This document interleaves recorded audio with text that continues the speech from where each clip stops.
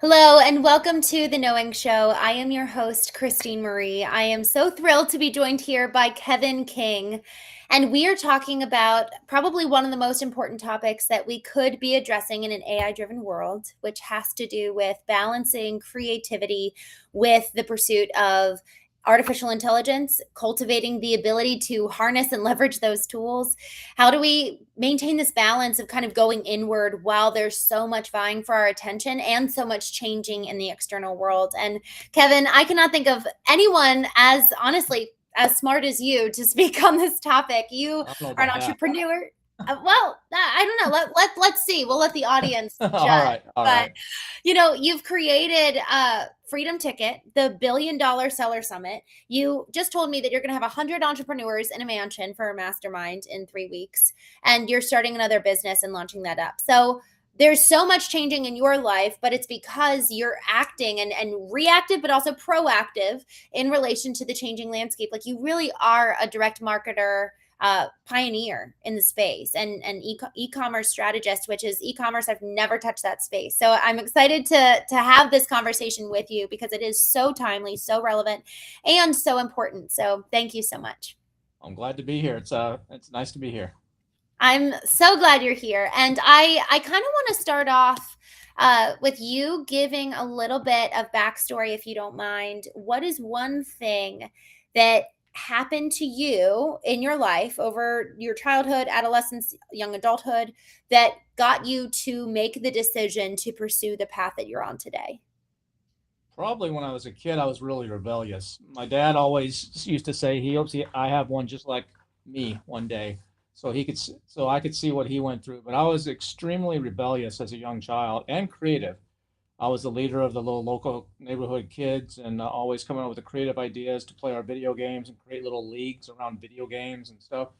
But I was rebellious, and so that rebellion actually said, I don't want to fight this. I don't want to be part of the system. Everybody's taught you do this at this age, you do this, you go to college, you get your job, you put this for retirement, you retire at this age, then you travel, you do all this. So I screw all that. I want to do what the heck I want when I want. And the only way I could see to do that is to work for myself. So I'm in my 50s.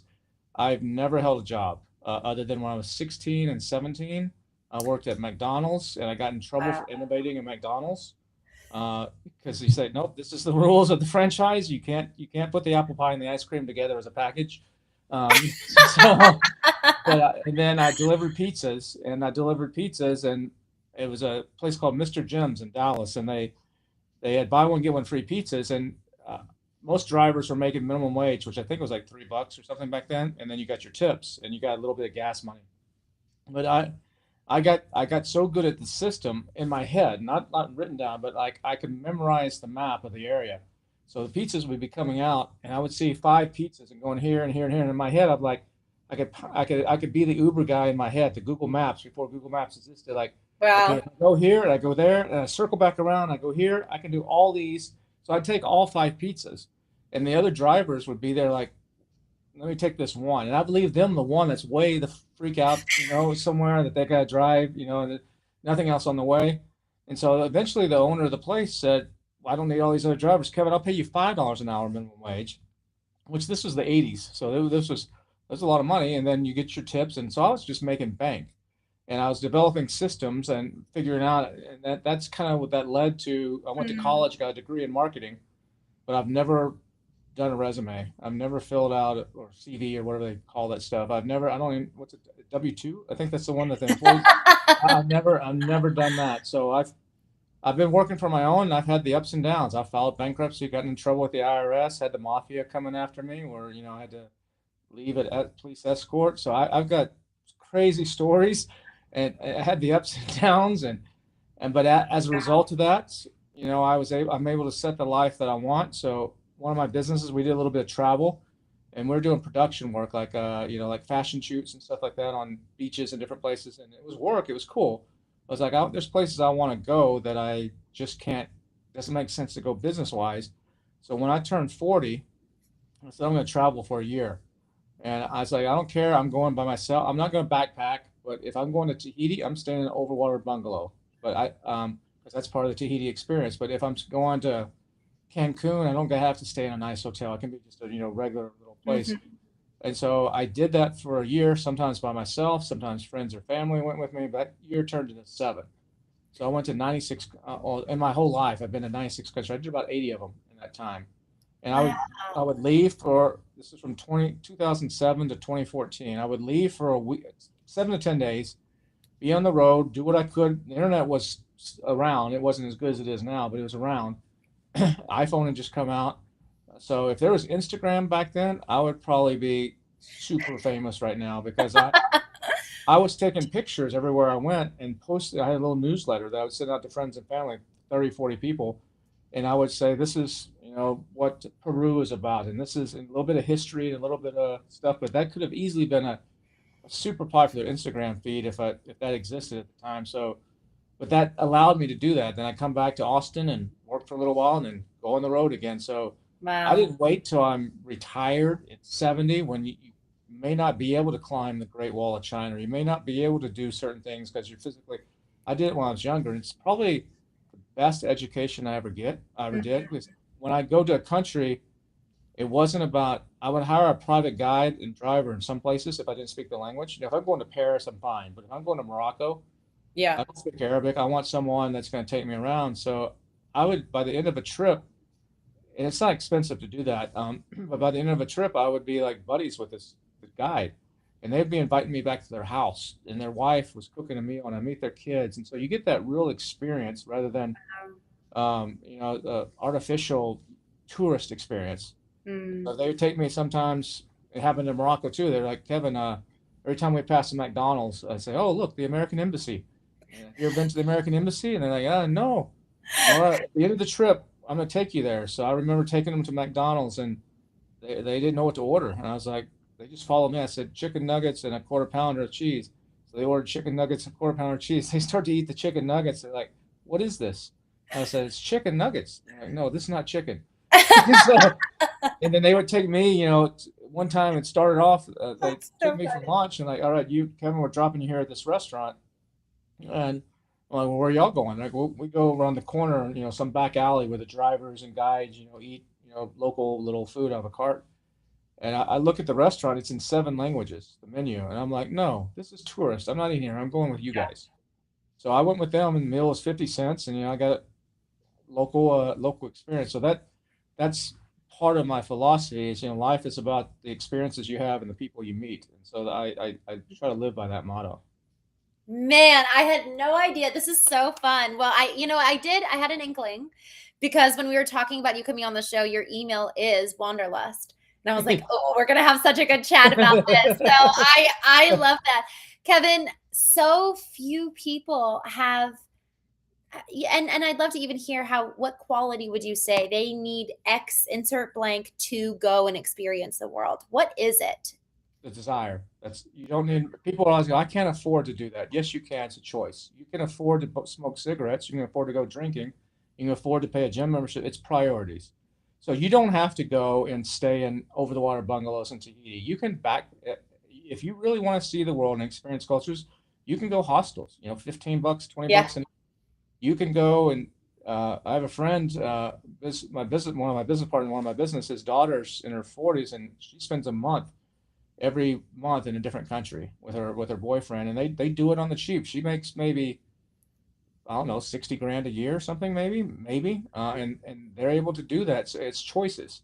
And so if Yes. you want, if it's a priority to you, you can make it happen, and you should not wait because it changes. It's the best education you can get. It changes your Mm. entire outlook on the world. When I see the news and they're talking about some conflict in Israel, or they're talking about something in Ukraine, or they're talking about something in Russia, or I haven't been to Iran, but I've been all around it. But so I have a different perspective. I'm like, that's BS what they're saying. It's all slanted.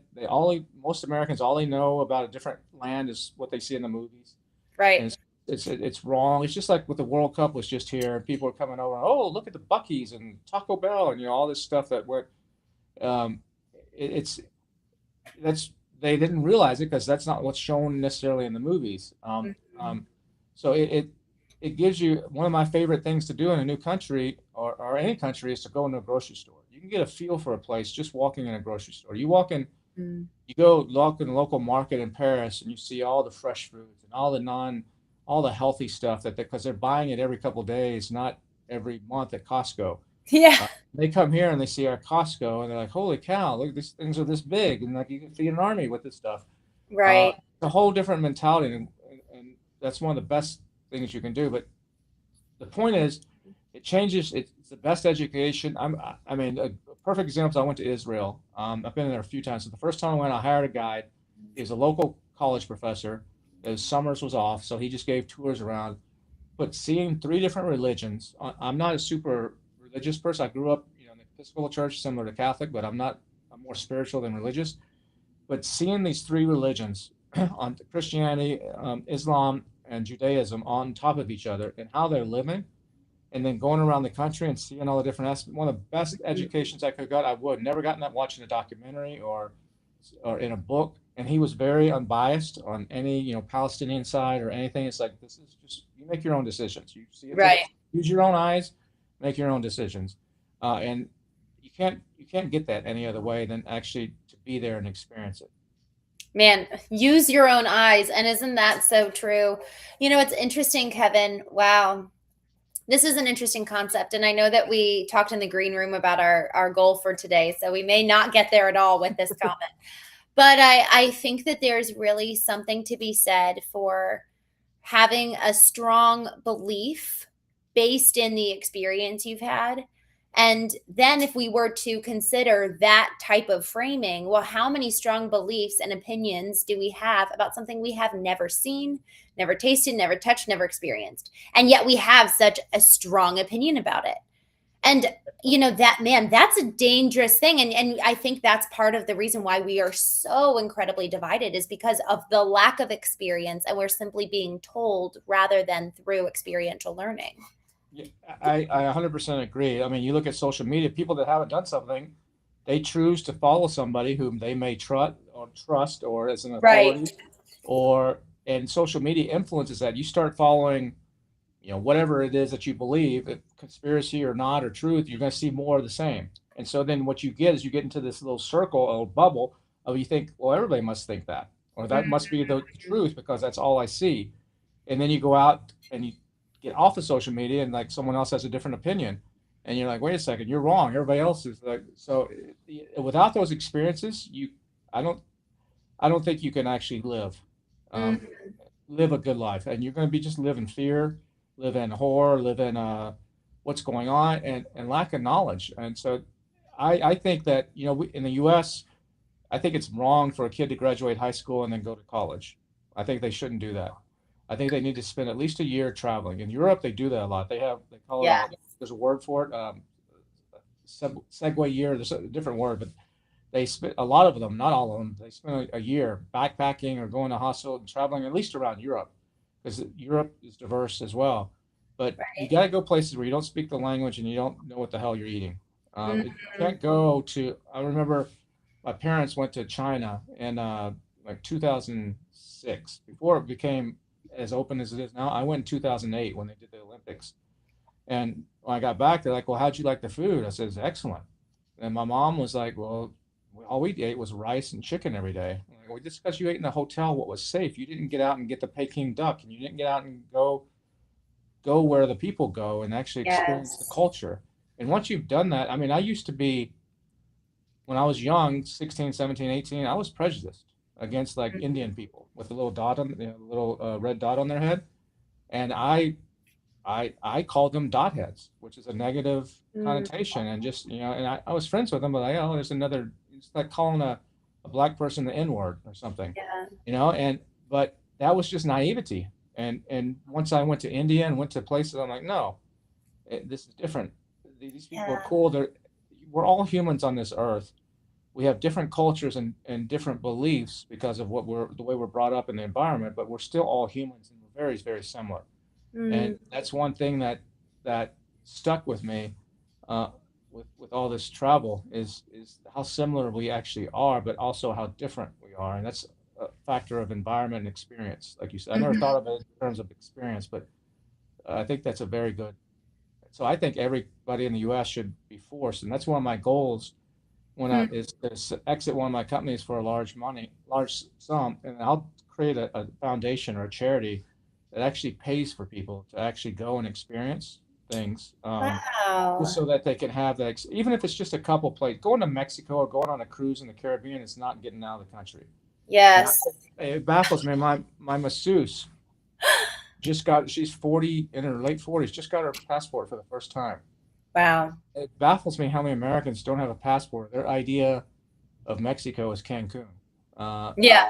And they have no clue. Or their idea is the illegals that they see here.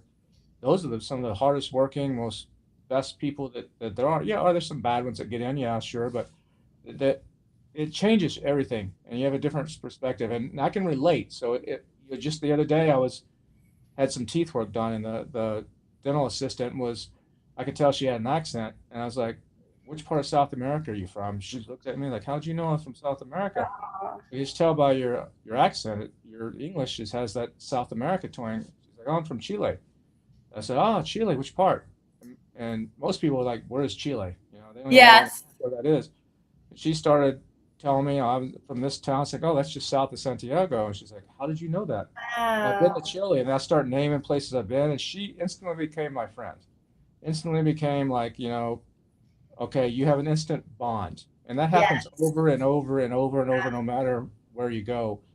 It's like you people's like, "Oh, you understand me," kind of thing, Mm. unless you've had that experience of being where they're from or where their culture's from. Yes. So to that point, Kevin, around kind of that emotional connection, I was actually talking with my client this morning. We're in Nashville for a couple of events, and we were talking about how important it is that we have that ability to have emotional connection, and how AI is never going to replace, especially in the B2B where it's so relationship driven.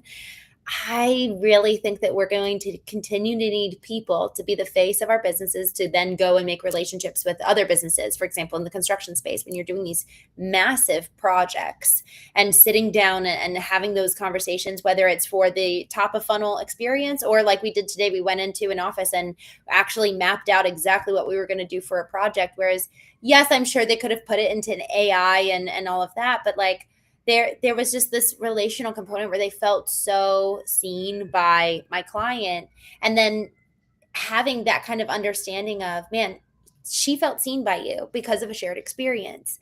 So in your, I guess you could say, prediction, where do you see relationship and emotional intelligence, empathy, because empathy is tied into the definition of emotional intelligence, where do you forecast and predict that kind of playing a part? How big of a part?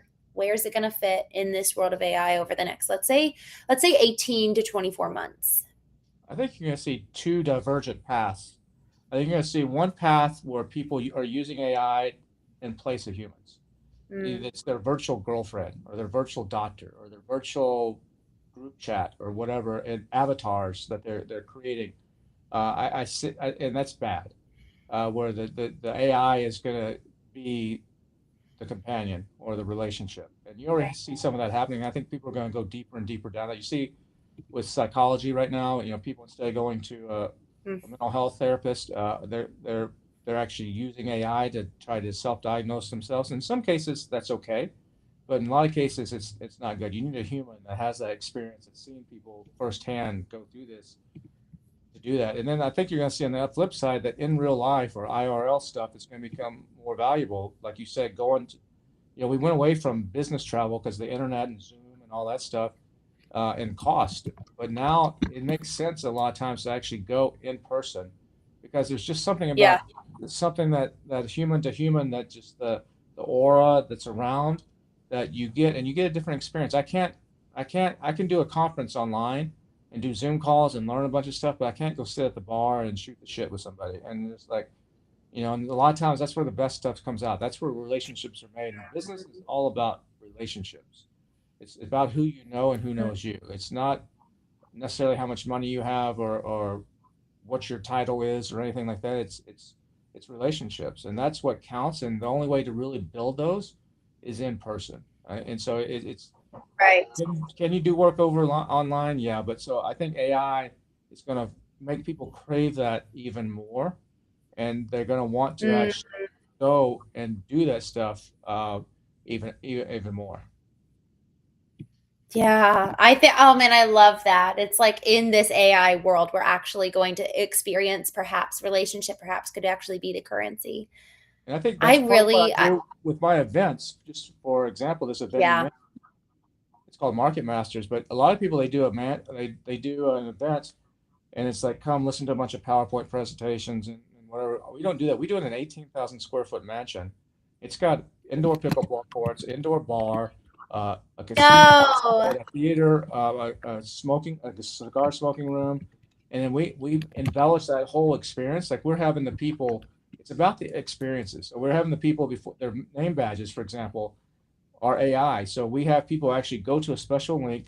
It walks you through the process where it's like type in your name, okay, and then it takes a picture of you on your computer or on your phone, and it creates an AI name badge, a character of you as an AI name badge.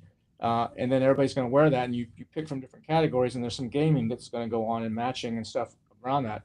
So that's an experience you can't get any other way, and you're going to be in person. And then we add in fun games like kids games, like we do one called Murderbot, which is a Roomba vacuum cleaner, and we tape knives to all sides of the vacuum cleaner, and we have a big dog pen, and we people are drinking, and then we say, okay, it's $20 real money.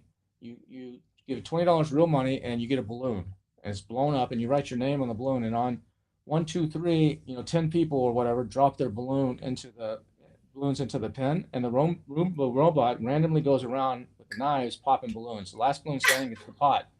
So it's a lot of fun when you're drinking and when you're hooting hollering, there's real money on the line. It's a blast. And so we do a lot of experiential stuff like that, which you Yeah. can't get any other way. And people crave that, and humans need that.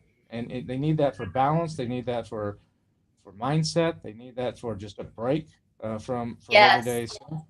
And that's important. I think you're going to see those kinds of things become more valuable. And companies that provide that or do that are going to be more favored.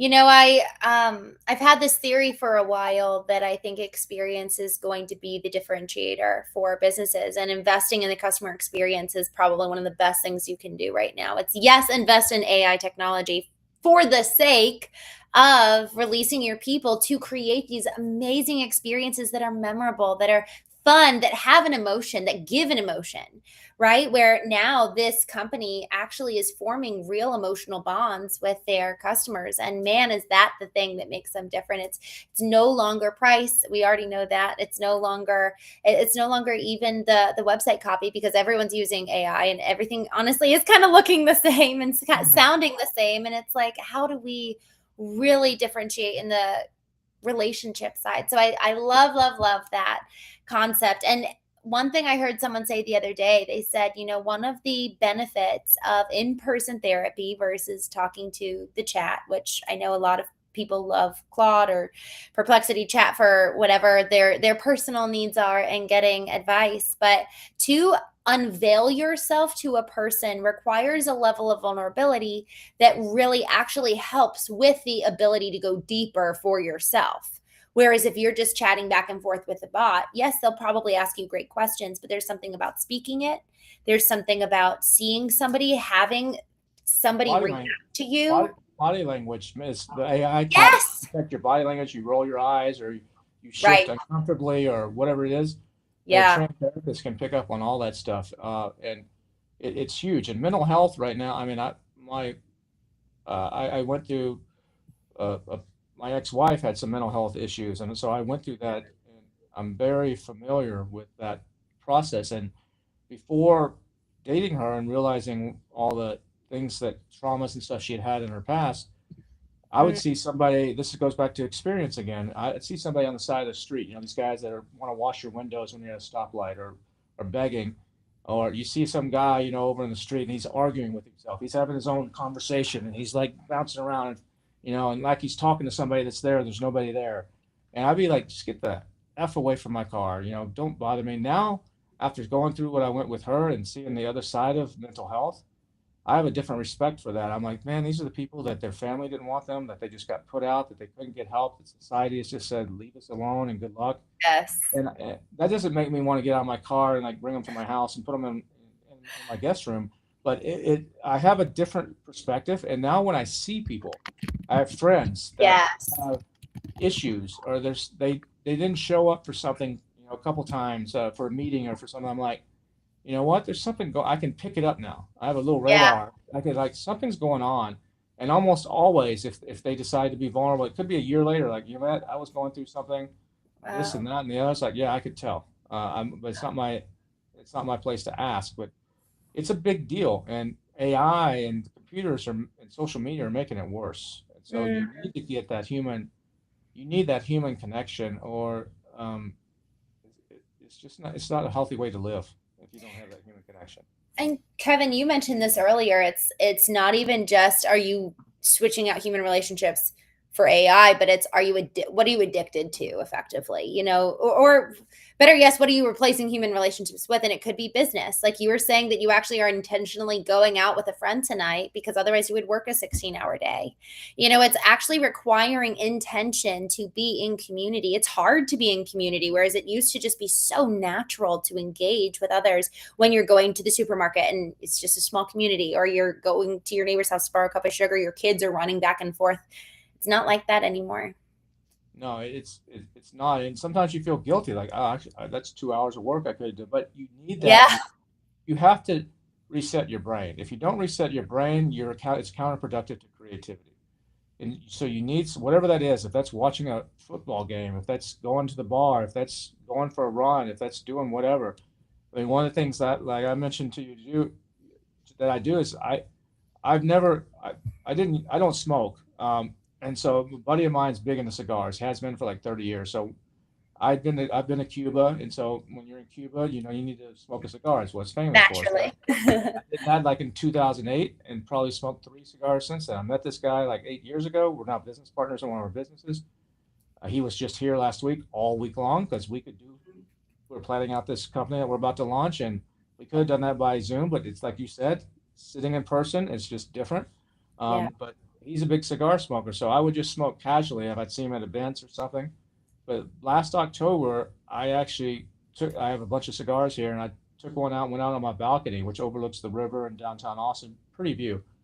And I have a little puppy. I was like, I'm gonna go out there, and a good cigar takes about an hour to smoke. And you don't, if it's 25, $30, you don't want to waste it. You want to smoke it. So I'll go out there and sit and smoke a cigar, no computer, maybe my phone, and play with my dog, bond with my dog, play fetch, teach her tricks or whatever, and then smoke the cigar. And that would turn into an hour. And a lot of times, sometimes I might just doom scroll TikTok just to entertain myself, Mm. play with her, play fetch with her. But other times, I would be thinking and deep Yeah. thought, and I have the Whisper app, so I'd be talking to my phone. Oh, we should do this and this and this. Some of it's personal, some of it's business. But some of my best ideas that made me a lot of money have come when I reset and when I Mm. take that time away from the technology, other than my phone, because it's a note taker. It's most efficient to talk instead of scribble something.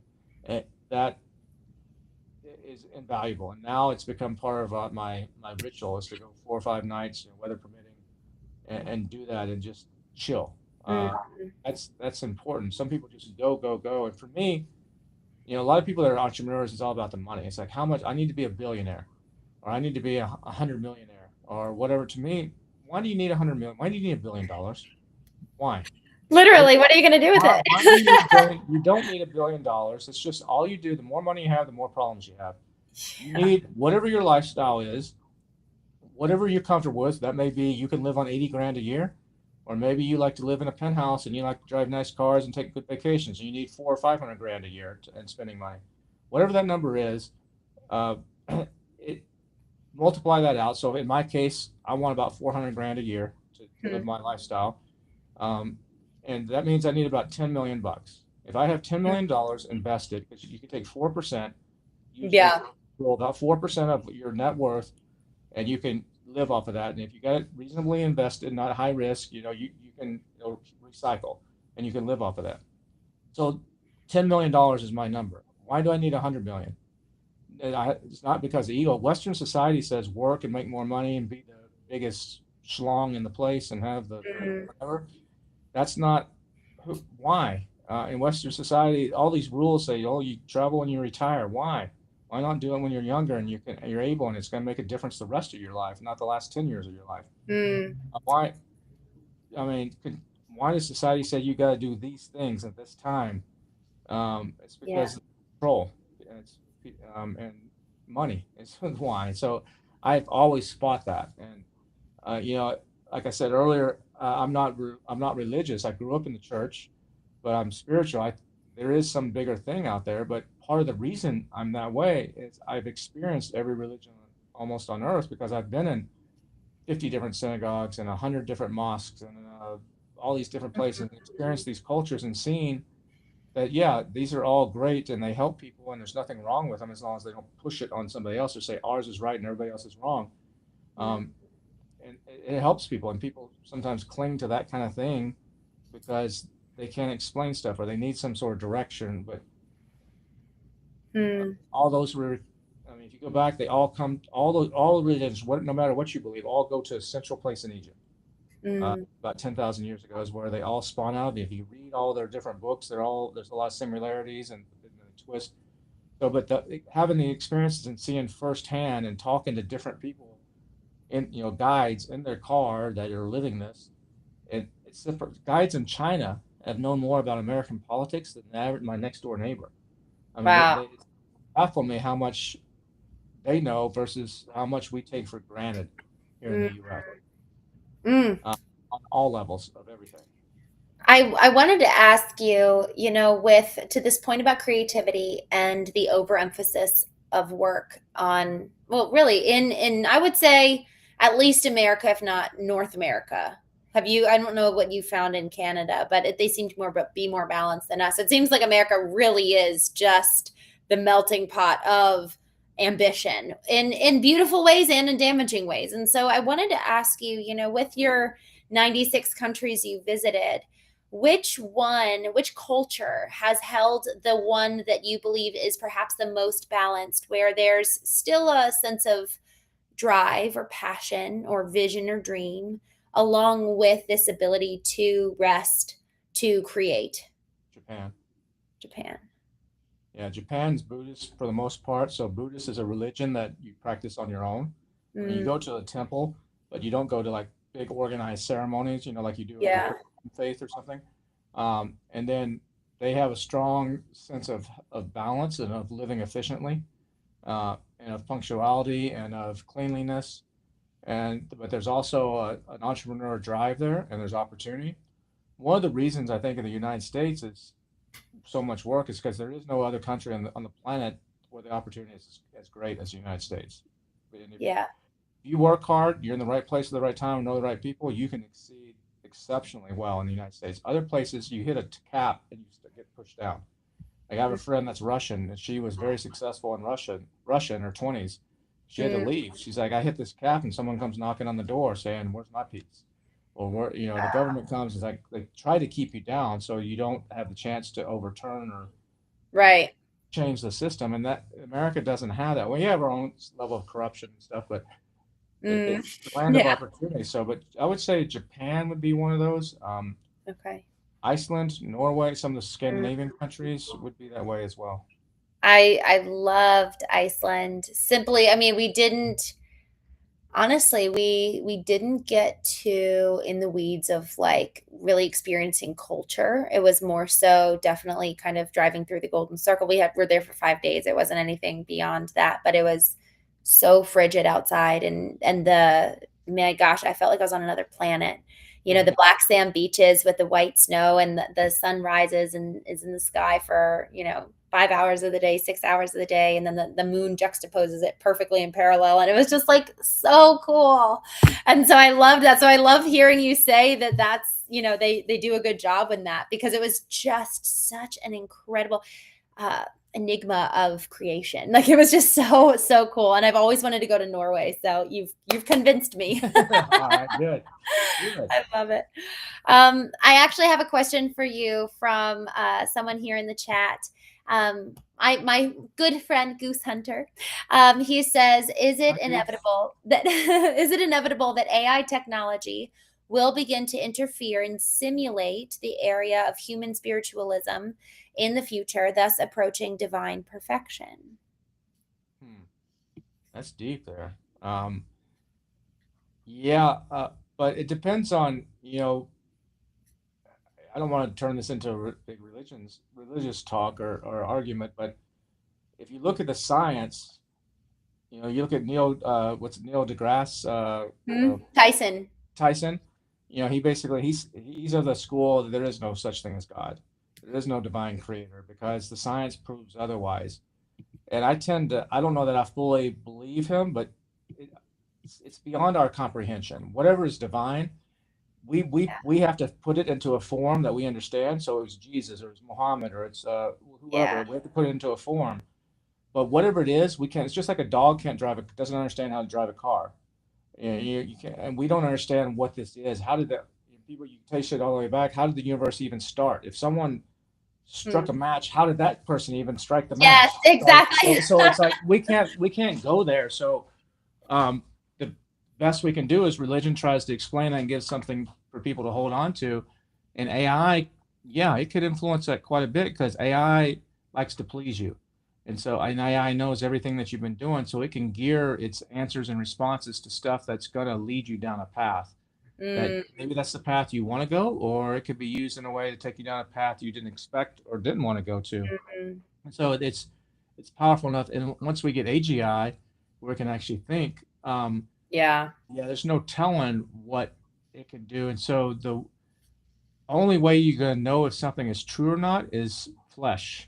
Like you said, go back to experiences. Mm, Is this really Christine Marie, or is this an avatar of Christine? And the only way I'm going to know that is to sit across from you and go, I see it mm. with back to the eyes thing. What you see with Yes, your eyes, you. that then okay, I believe this is really you. But otherwise, how am I? It's going to get so good. How do I know? You see a Mm, lot of stuff now on AI on um, I just was my trainer was here yesterday. I said, dude, I saw this really kick-ass TikTok video. Have you seen this one? This girl, she's wearing a bikini, but she's like probably almost 6 foot tall, maybe it looks like, and she's playing one-on-one against a guy on an outdoor basketball court, and she goes around him and dunks the ball. And he's like, not possible. I'm like, mm. no, this wasn't AI. It didn't say AI. It looked freaking real. He's like, Kevin, this has to be AI because a woman that cannot dunk a basketball. I'm like, no, get out of here. A woman can dunk a basketball. He's like, no, it's physically impossible.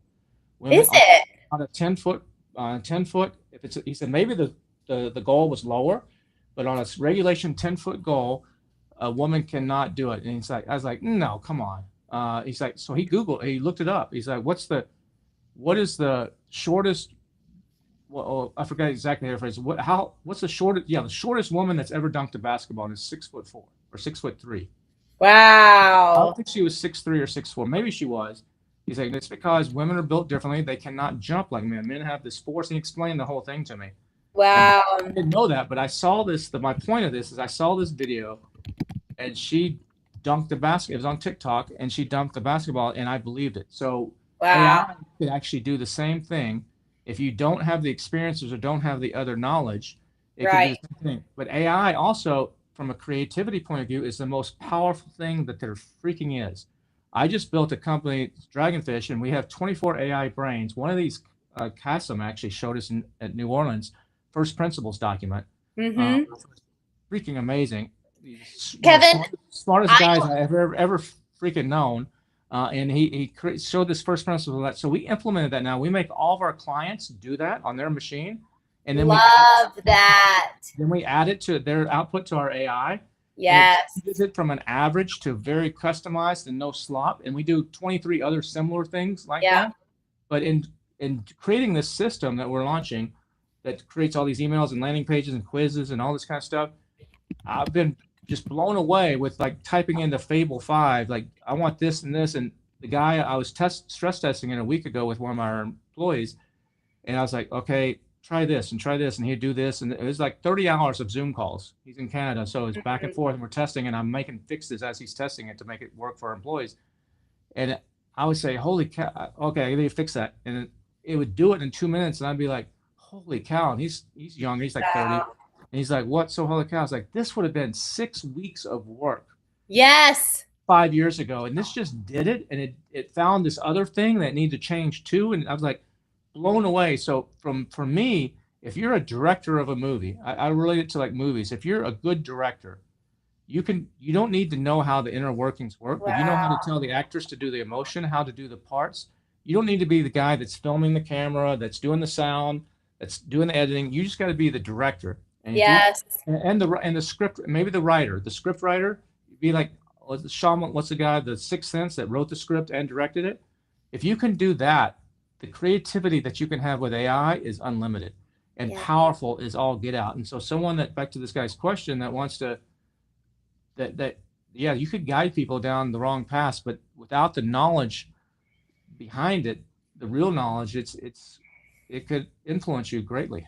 Mm. And Kevin, you said that one of the, let's say, a little hinge that swings the big door is your annual sabbaticals and the intentional time that you take away to just be, like, be outside, no stimulus, walk your dog. There's no input. You're just completely in nature or just in the quiet, and it allows for that processing. Yeah, I started doing this just recently, so this is only the last few years thing. But like last year, I've always wanted to go to St. Bart's. St. Bart's is expensive, and right now I'm single, but I'm like, screw it, I'm just gonna go to St. Bart's. I found a hotel, $1,000 a night or something. I don't care. It's right on the beach, and you have individual cottages, so you literally walk out of your door, and your feet are in the sand, and 10 feet Mm. away from the beach, so you hear the sound at night of the waves like a sound machine. And I have my own little covered cabana right there in front, and there's like the next person is 100 feet away or something, and Wow. there's a spa, in a restaurant not too far, but it's very. And so I did that for like 5 nights, 4 nights, 5 days, and I took a notepad and a couple books, and I just smoked a few cigars, and I just wrote, and I wrote in that like everything, just whatever came to mind. Could be who are my five best. You always say you can count your friends on one hand. I'm like, well, if that's true, who are my five that I could count on? So I wrote their names. What am I looking for in my next girlfriend or next wife? Wrote all the characteristics. What do I not like about this? What are business ideas, Mm. weight loss ideas, fitness things, just whatever came to mind, and I just wrote it. And then I came back and scanned it in and translated it and made notes of it. But those 5 days Wow. cleared my mind, got me out. She's like, why do you need to go to some expensive place? You don't. But I went there where I'm comfortable with the Right. sound and it's comfortable and I'm out of my element. I'm not in my desk. I'm not in my normal place. I'm in a completely new environment. And I think change of environment is crucial for creativity. If you're Yeah. always in the same place and doing this, maybe you have a little place in your house that this is my writing spot or my whatever. And that's fine where you do the vast majority of your work. But at some point, you need to change that. Mhm. You need to go somewhere else uh, that's completely different, just for that complete different environment, complete different. Everything around you is different. You're going to think differently. Mm. I think that I, that's crucial for any creative person. I'm so bummed. I need to wrap this up because I feel like I've got still a litany of questions that I wanted to ask you, Kevin. Oh my gosh. Thank you so, so, so much for this, because if we were to simply do exactly what you just said, I think every single one of us would take that incremental scooch into the driver's seat of what are we called to do? Why are we here? What's our purpose? Because creativity is almost like the fuel. It's like the vehicle through which we then can fulfill on something really meaningful with our lives. Otherwise, we're just a carbon copy of everyone around us. It's the allowance and facilitation for something truly original. So if we were to simply do what you said, maybe we don't have to go anywhere super far or somewhere glorious, but just dedicating that time and being intentional with it and writing. I think writing is one of the number one. Somebody asked me, they're like, if there's one thing that you would advise everyone to do, and I said journal. Just journal. Begin getting out what is in here and getting it out on paper, and then look at it, reflect on it, and see what you find. I agree with that. And one other thing is you should always try to make someone else's life better. Mm, Whether that's one of the biggest satisfactions I get is I've done a lot of training of people how to. I'm in econ, how to sell on Amazon. Taught 220,000 people how to. Have gone through my courses, but mm, and I don't say that to brag in the numbers. I just say it's a lot of people. But when I'm at an event, and this just happened recently, I was at an event and standing in line to go to a party, and a couple of people back in the line, I hear a guy going, "No way, no effing way, no holy way, no way." I'm like, what's going on? But I turn around, the guy's staring right at me. He's like, Kevin King, you're right there. I'm like, who are you? You IRS or what? What He's do like, you know about me? I took your course 5 years ago, and now we're doing $50 million. And I'm like, look, that's awesome. Congratulations. That's not me. You did that. Mhm. But maybe I gave him that little push, that little Right. nudge, that little something to get him started or to get him going, and he did the work. So that's, Mm, I think, the best thing that anybody can do is to just give and help somebody else take that step or take that nudge or give them that thing that's going to change their life forever. There's a guy that I just had dinner with in Austin last week. He's from Jordan originally. He was mm, living in Austin. He owns an agency, and 5 years ago he was like dating some girl long distance in Vegas, and he's like, "What do I do? I don't know if this is going to work out." I said, "Why don't you just move there? Like, mm. move to Vegas for 3 months, 6 months, see if it's going to work. What do you got to lose? You're Yeah. single right now. You can run your business from anywhere." And so he actually took that advice. And now they're married. So he's like, I wouldn't have been married because I wasn't going to do that. Kevin. I was going to move Wow. on. So if you can do that in your life and change people or help people or just give them that little push, I think that's the best thing you can give back as a human. Kevin, I'd love to kind of conclude with your answer to this question. How do we get out of a fear-driven, dogmatic container of a mindset and start thinking, oh, well, why wouldn't I just move there? Why wouldn't I just go travel? Why wouldn't I? I But think, you only have one life and you only have so much time to do it. So what's the worst that can happen? Yeah, you're already in misery. How much worse can it actually get? Probably mm, not much. Maybe you can imagine a world where it gets worse, but what if it got better? What if you just took that chance? Or what if you take that chance and nothing happens? What have you lost? You at mm, least took a chance and you can be proud. You have now something to be proud of. You go, look, I took a chance and I did this. I'm proud of myself for actually taking this chance, even though I'm scared to do it. It didn't work out, but no, what's something else I can do that will, yes. and you can flip that whole mindset and don't worry about what other people think about you. Don't worry about what other people say.